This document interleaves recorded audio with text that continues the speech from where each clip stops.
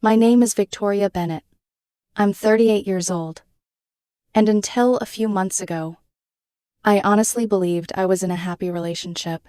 Or maybe I was happy because I didn't want to see what was right in front of me.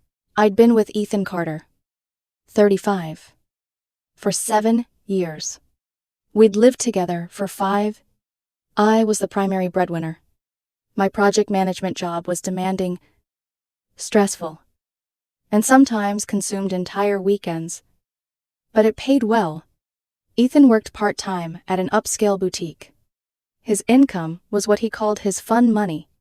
At least that's what I used to think. The evening, everything changed started like any other Tuesday. I came home exhausted after a brutal day of meetings and deadlines. My shoulders ached. My head was pounding. All I wanted was a shower and an hour of peace. Instead, Ethan was sitting on the sofa scrolling through his phone. "Look at this," he said excitedly.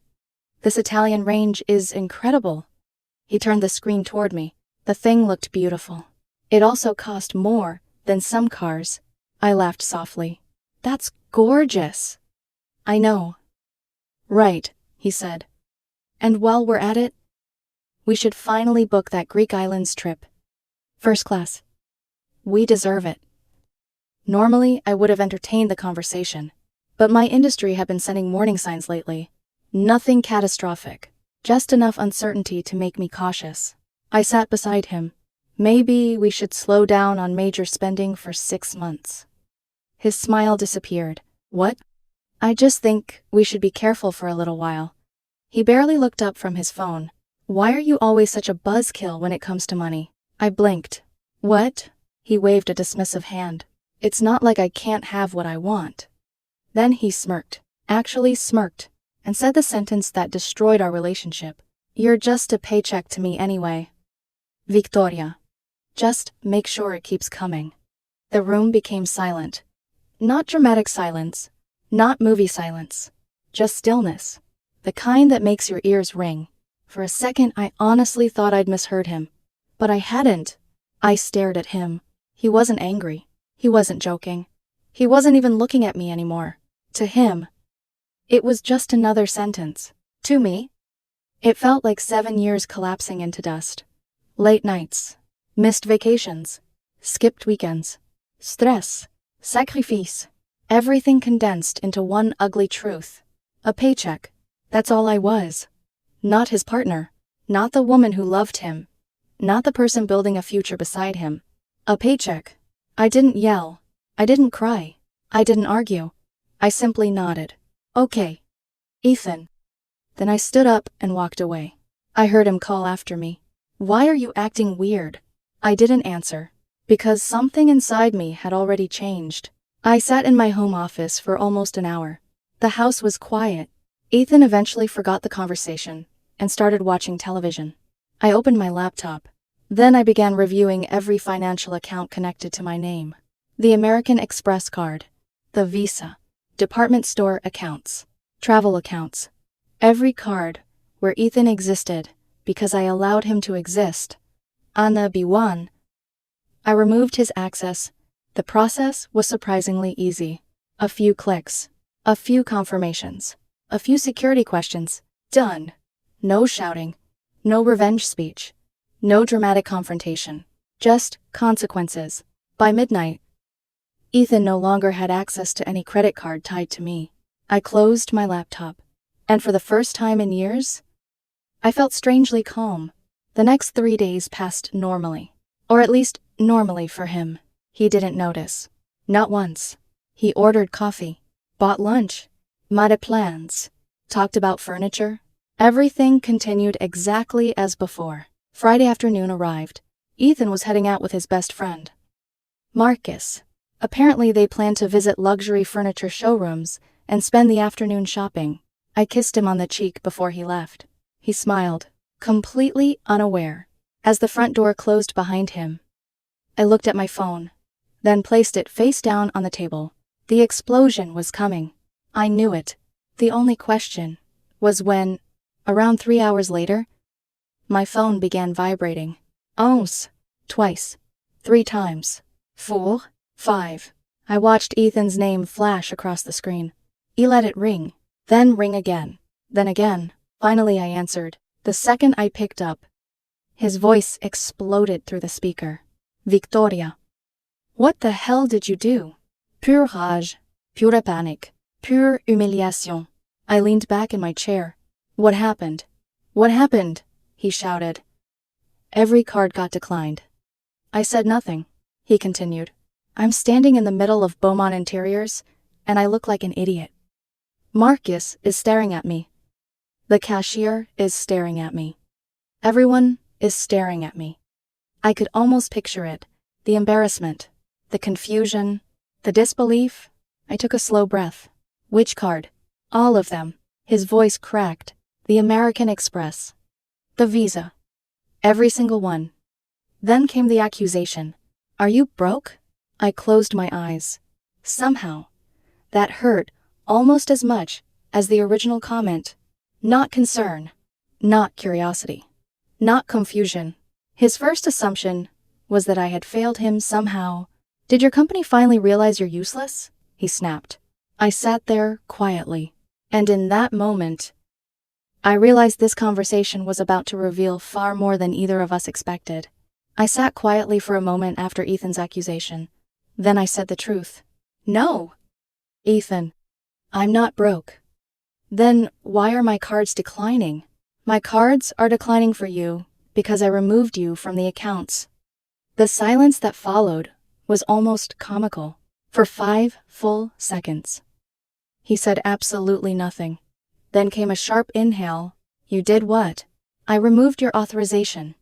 His voice rose immediately. Without asking me. I almost laughed. Without asking him. The irony was incredible. You didn't ask me before informing me I was just a paycheck. His breathing became heavier. Victoria. Those are my cards. There it was. Not our cards.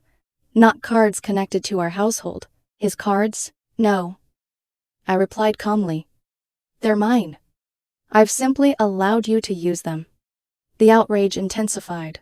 How am I supposed to buy things? You have your own bank account. My paycheck barely covers anything. Then perhaps that's something worth discussing. I heard Marcus muttering something in the background. Ethan moved farther away from him. His voice lowered. This is financial abuse. The word almost made me choke. Financial abuse. After years of paying virtually every major expense in our lives, after years of supporting him, after years of being treated like an unlimited resource, now I was abusive. No. Ethan. My voice remained steady. This is a consequence. You can't do this. I already did. We'll discuss this when I get home. Then, I ended the call.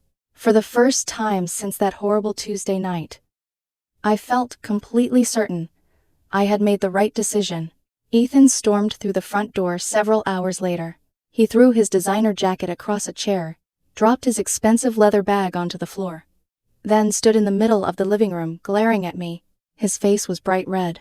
I looked up from my laptop. Hi. That only made him angrier. For several seconds he simply stared. Finally he spoke. I've never been humiliated like that in my life. Interesting. Not regret. Not apology. Humiliation. I see. Marcus had to pay for coffee. I nodded. That must have been difficult. His eyes narrowed. You're enjoying this? No. And surprisingly, that was true. I wasn't enjoying it. I was grieving. Because every sentence coming out of his mouth was confirming something I desperately wished wasn't true. That night was uncomfortable. He slammed cabinets, sighed dramatically, made sarcastic comments. At one point, he opened the refrigerator, stared at the fully stocked shelves, and announced loudly, I guess rich people still get to eat. I ignored him. The next morning, we finally had the conversation we'd been avoiding. I made coffee, sat at the kitchen table, waited. Ethan entered wearing sweatpants and an expression that suggested he expected an apology. Instead, he crossed his arms. Okay. Victoria. No greeting. No acknowledgement. No remorse. Your little tantrum has gone on long enough. I stared at him. Mi tantrum. Yes. He sat down. I expect you to call those companies Monday morning and restore everything. I actually blinked. He wasn't asking, he was demanding, and honestly, he continued, you owe me a pretty massive apology. I set down my coffee cup. Ethan, you told me I'm just a paycheck. It was an expression. It didn't sound like one. You took it the wrong way. There it was. The first attempt to rewrite reality. Gaslighting wrapped in confidence. I shook my head. No. His jaw tightened. I was frustrated. You were honest. His eyes flashed. For the first time, I saw something behind the anger. Fear. Tiny. Hidden. But there. Because deep down he knew exactly what he'd said. And he knew exactly what it meant. What do you want from me? He demanded. I want a partner. You have one. No. I leaned forward. I have someone who believes my primary purpose is funding his lifestyle. His face hardened. You always make everything dramatic. And you always avoid accountability. The words hung between us. Then, Ethan shifted strategies.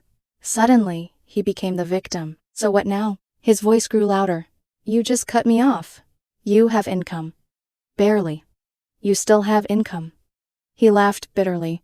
You've made me look like some gold digger. That sentence almost impressed me. Because it wasn't an apology. It wasn't self-reflection. It was concern about appearances. Apparently word had already started spreading. Marcus had told someone. That person told someone else. Eventually the story reached Ethan's mother, Deborah. And Deborah wasted no time forming an opinion. She called me that afternoon. Victoria. Sweetheart. Her tone was already dripping with disapproval. I think you're being unnecessarily cruel. I listened quietly. He made a comment. Comment, as though he'd criticized my cooking, not reduced my entire identity to a bank account. He told me I was just a paycheck. Deborah paused, then said something that shocked me. Well? Men say foolish things when they're upset. I stared at my phone. Men. Except, Ethan wasn't the breadwinner. I was. The irony apparently escaped her completely. I explained the situation calmly. The spending. The entitlement. The refusal to acknowledge what he'd said. Deborah remained unconvinced. Ethan wasn't raised to struggle. The statement sat there awkwardly. Neither was I. The difference was that I learned how to support myself. When the call finally ended, I felt exhausted. The following days became a masterclass in passive aggression. Ethan announced every sacrifice, his gym membership renewal, his favorite coffee orders, his lunches. Everything became a performance. One evening I asked what he wanted for dinner. He sighed dramatically. Oh. I don't know. Howza? What can the poor afford tonight? Another day he stared at a pair of shoes online. I guess I'll never own these now. I didn't respond. Because I was beginning to understand something important. This wasn't about money. Not really. It was about dependence. He wasn't angry because he couldn't survive. He was angry because he could no longer live exactly the way he wanted. The final argument of that week happened when I suggested a budget, a normal household budget, responsible, reasonable, adult. The reaction was immediate. A budget. He practically recoiled. Yes. We're not poor. I didn't say we were. Then, why would we need one? I stared at him. The question was so sincere. It genuinely stunned me. Because Ethan had spent years enjoying the benefits of financial stability without ever understanding how stability was created, how much effort it required, how much discipline, how many sacrifices. That night, I sat alone in my office, long after he'd gone to bed. The house felt different now. Colder. Quieter. The woman who once couldn't wait to come home now sat in her driveway every evening, gathering strength before walking inside. And for the first time, a thought entered my mind that I couldn't ignore. What if this relationship wasn't damaged? What if this was simply who Ethan had always been? A few days later, I quietly scheduled a consultation with a divorce lawyer. I didn't tell anyone, not even my closest friends. But as I hung up the phone after making the appointment, a chill ran through me, because something deep inside already knew what I was going to hear, and what was coming next would make Ethan's credit card meltdown look insignificant compared to the storm that was about to hit both of us. The lawyer's office was nothing like I expected. No dramatic atmosphere. No intimidating bookshelves. No aggressive speeches about destroying my boyfriend in court. Just a quiet woman named Caroline, sitting across from me with a legal pad and a patient expression. She listened while I explained everything. The paycheck comment, the credit cards, the fights, the entitlement, the growing tension inside our home. When I finished, she folded her hands. Victoria, the financial issues aren't actually the biggest concern. I frowned. They aren't. No. She looked directly at me. The real concern is the complete lack of respect. Those words stayed with me, because deep down, I knew she was right. Money had simply exposed the problem. Respect had been missing for much longer. I left her office feeling strangely numb. Not relieved. Not devastated. Just clear. Meanwhile, life inside the house continued deteriorating. Ethan was learning something he had never really learned before. Money runs out fast, especially when you're used to spending someone else's. The first week, after losing access to my accounts, he complained constantly. The second week, panic started creeping in. By the third week, reality arrived. His boutique income barely covered his personal expenses. Gas, coffee, lunches, subscriptions, clothes. The numbers simply didn't work. One evening, I found him sitting at the kitchen island, staring at his banking app. He looked frustrated. "What's wrong?" I asked. He immediately became defensive. "Nothing." I nodded. "Okay." He hated that answer, because for years I would have rushed in to solve every problem. Now I simply observed. A few days later, I overheard him talking on the phone with Laura, his ex-girlfriend. They had remained friends after their relationship ended years before. I'd never felt threatened by her until then, not because I thought Ethan wanted her back, but because she seemed to encourage the worst parts of him. I walked into the kitchen just as he ended the call. His expression darkened. "Laura thinks you're overreacting." I nearly laughed. "Laura gets an opinion now. She thinks you're trying to control me." There was that word again. Control. Funny how people call it control when they lose access to something they were never entitled to. I poured myself coffee. "If Laura is so concerned, perhaps she can start paying your bills." His face immediately hardened. Neither of us spoke for the rest of the evening. Over the following weeks, Ethan tried obtaining credit cards in his own name. That experience did not go well. His income was too limited. His credit history was thin. Most offers came with tiny limits and interest rates that made even him cringe. The day the first approval letter arrived, he threw it onto the counter, dramatically. $1,000. I glanced at it. "Congratulations." $1,000 is ridiculous. I shrugged. "It's based on your financial profile." The look he gave me could have frozen water. Then came the tears. Actual tears. Not from heartbreak. Not from losing our relationship. From losing his lifestyle. "How am I supposed to live like this?" he asked. The question hung in the air. I wanted to answer. I wanted to explain how most people survive. How millions of people carefully budget every month. How countless families make sacrifices. But I stayed silent. Because none of those lessons would matter if he wasn't willing to learn them. The situation continued worsening. His spending didn't decrease. His frustration increased. His resentment grew. And then, something happened that changed everything. It started with a text message. I was at work reviewing reports when my phone vibrated. Faux alert. At first, I assumed it was spam. Then, I opened it. Someone had attempted to make changes to my mobile phone account. I frowned. A second notification arrived. Then, an email. My provider requested immediate verification. I called them during lunch. The representative sounded concerned. "Someone attempted to disconnect your service." What? They also requested several account modifications. A cold feeling spread through my chest. Did they succeed? No. Relief flooded through me. Why not? The representative hesitated.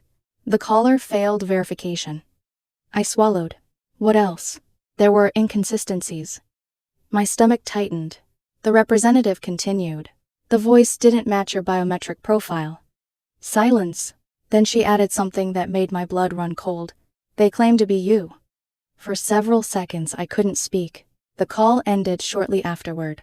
But I already knew. I knew before seeing any additional information. I knew before reviewing the notes. I knew before confronting him. Because only one person in the world had enough personal information to attempt something like that. Ethan. That evening, I walked into the living room, carrying my phone. He was watching television, relaxed, comfortable, completely unaware. Ethan. He looked up. Yeah. I held out the screen. Want to explain this? His expression changed instantly. Only for a moment. A tiny flicker. But I saw it. And once I saw it, I couldn't unsee it. What is it? He asked. I handed him the phone. He read the alert, then looked back at me. Oh. Just, oh. Not surprise. Not confusion. Not concern. Just, oh. My heart sank. Did you do this? His eyes shifted away. Then back. Then, away again. Finally he laughed. Actually laughed. Oh my God. Victoria. The casual tone made my skin crawl. It was a joke. A joke. I stared at him. A joke. Come on. He rolled his eyes. I was trying to get your attention. My attention? Yes. You attempted to disconnect my phone. It wasn't serious. I couldn't believe what I was hearing. My work depends on that phone. It wouldn't have actually happened. You didn't know that. The room suddenly felt very small, very quiet, very final. Because at that moment something inside me broke, not dramatically, not loudly, just completely. The paycheck comment had wounded me. The entitlement had exhausted me. But this was different. This was deliberate, calculated, malicious. The realization hit me all at once. He wasn't trying to fix our relationship. He wasn't trying to understand me. He wasn't even trying to apologize. He was trying to punish me. The woman he supposedly loved. I looked at him for a long time. Then I nodded once. Okay. His confidence immediately faltered. What does that mean? It means I'm done talking. Victoria. No. For the first time? My voice carried absolute certainty. No more excuses. His face paled. I walked past him, straight upstairs. That night, I moved into the guest room. I locked the door, and as I sat alone in the darkness, staring at the ceiling, one thought kept repeating itself. The relationship hadn't ended when he called me a paycheck. It ended the moment he chose to hurt me, instead of respect me. 3 days later, I made a decision that would change both of our lives forever. I filed for divorce. 3 days after moving into the guest room, I sat across from Caroline again. This time, there was no uncertainty, no hesitation, and no hope that one more conversation might somehow repair everything. I signed the paperwork. The divorce process officially began when Ethan was served. The reaction was exactly what you'd expect. Shock first, then anger, then disbelief. He stood in the kitchen holding the documents as though they were written in another language. You're serious? I looked at him calmly. Yes. You'd throw away 7 years over a stupid argument. I almost laughed. Even then, he still reduced everything to a single argument. Not the disrespect. Not the entitlement. Not the manipulation. Not the attempt to sabotage my phone service. Just an argument. Ethan, I said quietly. This stopped being about one comment a long time ago. His expression hardened. You'll regret this. I didn't answer, because for the first time in months, I felt strangely peaceful. The legal process took several months, and during those months, I learned a great deal about the man I'd loved, or perhaps more accurately, the man I'd failed to see clearly. Ethan hired an aggressive attorney. She immediately began building a case around lifestyle, the lifestyle he'd become accustomed to, the lifestyle he deserved, the lifestyle he claimed I was unfairly taking away. Caroline remained calm throughout the entire process, methodical, prepared, patient. She collected everything, every message, every financial record, every timeline, every piece of evidence. Most importantly, she documented patterns, not just isolated incidents, patterns. The paycheck comment, his refusal to contribute meaningfully, despite having income, his repeated demands for unrestricted access to my finances, his social media posts, showcasing luxury purchases while contributing very little toward creating them. And finally, the phone incident. That single event changed everything. The mobile provider maintained records, verification attempts, security alerts, internal notes, failed authentication logs. The evidence was impossible to explain away as an innocent misunderstanding. When mediation failed, we ended up in court. It wasn't dramatic like television. No shocking revelations. No screaming matches. Just facts. Cold. Boring. Devastating facts. The judge was a woman in her late 50s. Sharp eyes. No patience for theatrics. She listened carefully. She asked questions. And most importantly, she paid attention. When Ethan's attorney argued that he had become accustomed to a certain standard of living, the judge listened politely. When Caroline presented evidence showing exactly how that lifestyle had been funded, the judge listened even more carefully. Then came the discussion about the paycheck comment. I remember Ethan shifting uncomfortably in his chair. For the first time, he looked embarrassed. Not angry. Embarrassed. The judge reviewed the timeline, the comment, the financial disputes, the subsequent behavior, the phone incident. Then, she looked directly at Ethan. The silence felt enormous. I don't remember her exact words, but I remember the expression on her face. She wasn't impressed, not even slightly. When the final ruling arrived, reality hit Ethan. Harder than anything I could have done myself. Support was awarded, but it was limited, temporary, reasonable. Nothing close to what he expected.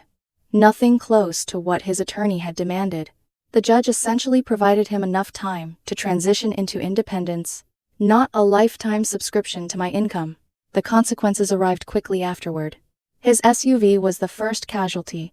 We had signed for it together years earlier when our relationship was strong. After the separation, I made it clear I would not continue making payments. He couldn't afford the vehicle alone. Within months, it was gone. The luxury apartment he wanted was gone too. Instead, he rented a much smaller place on the opposite side of town. The social circle that once surrounded him also began disappearing. That part was fascinating to watch. People who loved expensive dinners, weekend trips, cocktails, shopping excursions. They slowly vanished. On that B1, not because I turned them against him, not because I exposed him, because the benefits disappeared. It turned out some friendships were every bit as transactional as his view of relationships. Laura remained around longer than most. Even she eventually faded into the background. Reality tends to thin out crowds. The boutique job became another problem. When work was optional, Ethan enjoyed it. When work became necessary, everything changed. He wanted more hours, more responsibility, more income. Unfortunately, employers tend to expect reliability in exchange for those things. Eventually his attitude created issues. Then bigger issues. Then consequences. Months later I heard through mutual acquaintances that he was working at a chain restaurant. Apparently, he hated it, complained constantly, talked about rude customers, long shifts, sore feet. The irony wasn't lost on me. For years, he viewed financial stability as something that simply existed, like electricity from a wall socket. Now he was discovering the effort required to create it. As for me, the first few weeks after he moved out were difficult. The silence felt unnatural. I kept expecting to hear his voice from another room. Kept expecting familiar routines. Kept reaching for habits built over 7 years. Loneliness arrived in waves. But something else arrived too. Relief. A profound relief I hadn't expected. The tension disappeared. The constant arguments disappeared. The emotional exhaustion disappeared. For the first time in a very long time. Home felt peaceful. I started reconnecting with friends I'd neglected. I returned to cycling. I took weekend trips. I slept better. I laughed more. Work improved. My health improved. Even my posture improved. It was as though I had been carrying an invisible weight for years and only noticed it once it was gone. The divorce was finalized last month. When I walked out of the courthouse, I didn't feel victorious. I didn't feel triumphant. I felt sad. Sad that someone I loved had viewed me through such a narrow lens. Sad that our relationship ultimately collapsed because of something so fundamental. Respect. Without respect, love becomes a transaction. Without respect, sacrifice becomes expectation. Without respect, eventually, everything falls apart. The last time I heard about Ethan, he was still struggling, still angry, still blaming everyone except himself. Maybe someday he'll change. Maybe he won't. That's no longer my responsibility. What I know is this. The night he called me a paycheck, I thought my world was ending. In reality, it was beginning. A few weeks ago, I bought myself something I'd wanted for years. A beautiful Italian espresso machine. Every time I'd mentioned it before, Ethan called it a waste of money. Funny, considering how much money disappeared on things he wanted. Now every morning, I make myself a cappuccino before work. I stand in my quiet kitchen. Sunlight comes through the windows. The house is peaceful. And for the first time in years, nothing feels transactional. The coffee tastes better than it probably should. Maybe because I earned it.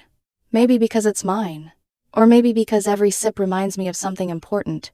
If someone tells you that you're only valuable because of what you provide, believe them.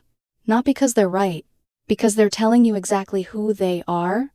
And once you know that, the most valuable thing you can do is stop paying the price for their entitlement.